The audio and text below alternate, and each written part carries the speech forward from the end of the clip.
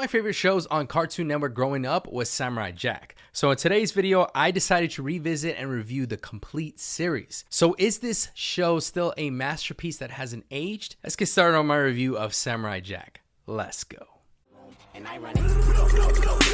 And I run it. And I run it.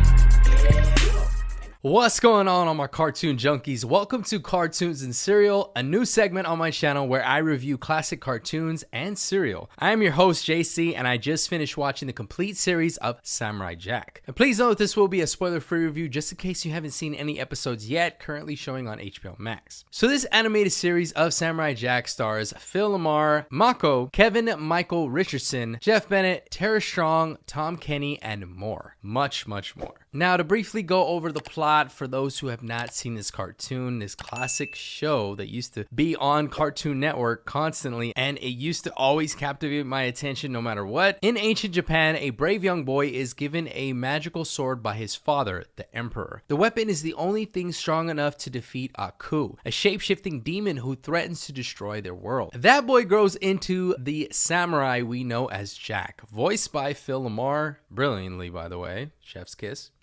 After years of training, Jack finally faces Aku and almost wins. But Aku opens a time portal and throws Jack far into the future. Now stuck in a strange high-tech world ruled by Aku, Jack journeys across the wild land, helping others while searching for a way back to his time. His goal? Finish what he started and take down Aku for good. And that's pretty much the basic synopsis of this whole series. It not only started off on that first episode with grasping your attention and getting what I feel like being so simplistic but yet so powerful with a lot of what it was trying to tell. And throughout these episodes, you have this old school samurai knowing the ways of the samurai, knowing how to defeat enemies, being very smart, strategic, and even just brilliant in the way he catches on to enemies, but going throughout all of these lands in the future is just a great concept. So you had different episodes where he's trying to assimilate himself to different cultures, different worlds, different lands, all these things, and even talking to people, making friends along the way, and even making enemies along the way. Each episode feels like its own tale, with Jack meeting different characters and facing different challenges. It's a mix of sci-fi, fantasy, and ancient myths with action-packed moments and quiet, thoughtful scenes.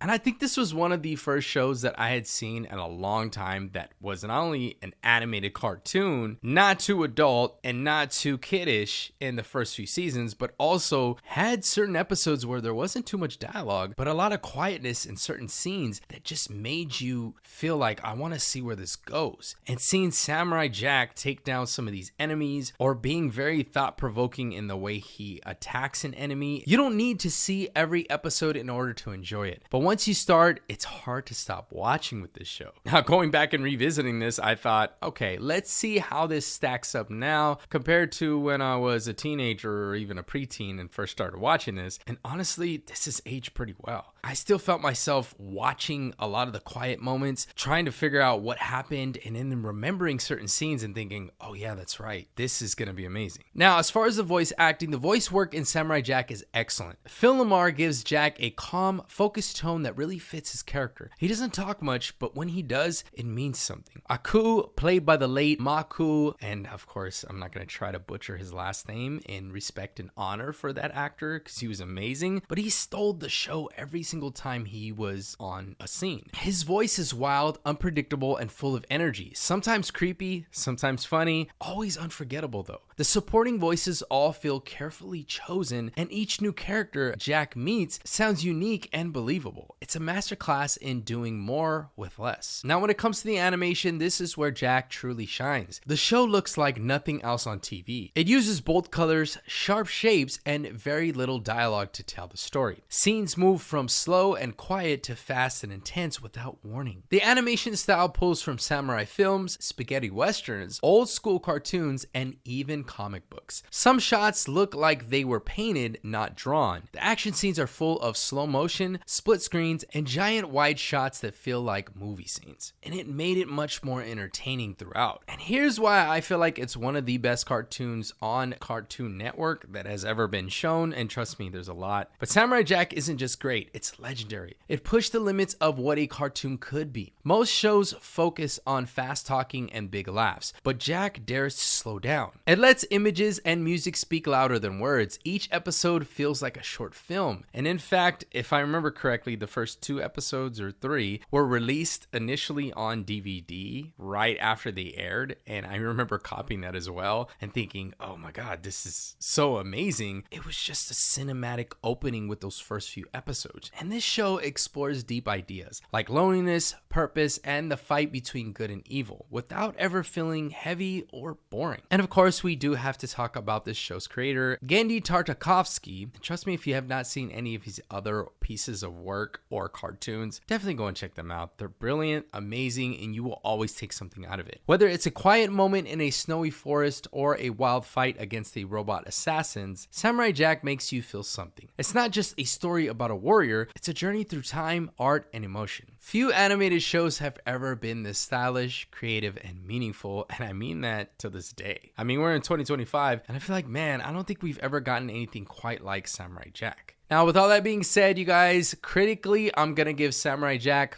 5 Phoenixes out of 5. Of course, this is amazing. And also for general audiences, I'm gonna give Samurai Jack 5 flames out of 5. This is for sure a childhood classic, and even when they released the 5th season later on, years later, also introduced it in Adult Swim, it was still amazing how they ended the whole show. And the crazy thing about it is I remember when they announced it and said, okay, now with the last season, it's gonna be on Adult Swim. They did not go too far deep into the adult-ish type of material. I loved how they ended the season finale as well. Although it was bittersweet in the way it ended, it made a lot of sense. I felt like it was unforgettable till this day. So for sure, Samurai Jack gets a Jacey Flames approved rating. Samurai Jack is a must-see. With its striking animation, unforgettable voice acting, and a story that mixes action with heart. This show is a certified classic. Whether you're new to the series or revisiting it, there's no doubt this is one of the greatest Cartoon Network shows of all time. So although there were a lot of great episodes in this cartoon series, I thought I'd cut it down to my top 7. Some of the standout episodes in this series that were my favorites and my recommendations include Season 1, Episode 8, Jack vs. Mad Jack, where Jack faces off against a dark version of himself created by Aku to exploit his inner anger. I love that episode for sure. Along with Season 1, Episode 11, titled Jack and the Scotsman. Jack gets chained to a loud, confident warrior, aka the Scotsman, and the two are forced to work together despite their clashing personalities. Season 2, Episode 6, titled Jack Remembers the Past, where Jack stumbles upon the ruins of his childhood home and it's flooded with memories, offering a rare glimpse into his emotional depth. This one for sure had me thinking, man, this is so much more than just a cartoon. And with Season 2, Episode 12, titled Jack and the Spartans, inspired by 300, Jack aids a Spartan army in their fight against overwhelming odds in a glorious and cinematic battle episode. Season 4, Episode 1, titled Samurai vs. Ninja, a sleek black and white showdown where Jack must use all his senses to fight a stealthy ninja in a brilliantly stylized episode. Love this one as well. Season 5, Episode 9, titled C, which is the Roman numeral for 100. Fed up with others falling, Aku finally decides to confront Jack himself, leading to a tense and personal confrontation. This was for sure a crazy episode. And lastly, Episode 10, titled CI, which is the Roman numeral for 101. In this emotional charged series finale, Jack faces his final battle where fate, love, and destiny all collide in a bittersweet ending, which, trust me, again, I still think about to this day because that season finale was a lot more heavy and deep than I thought it was going to be. All right, so this is the segment of the episode where I do review some cereal, and since I am reviewing one of my favorite Cartoon Network cartoons growing up, I thought I'd review one of my favorite cereals as well, aside from the other one that I did. If you guys have not checked it out, by the way, I did review one of my favorite cartoons, aka Batman the Animated Series, but this one, for sure, since it was a Cartoon Network show that was also one of my favorites, that's gonna be this one right here. Golden Crisp, all right? I know this is pretty much diabetes in a bowl, but hey, I used to love this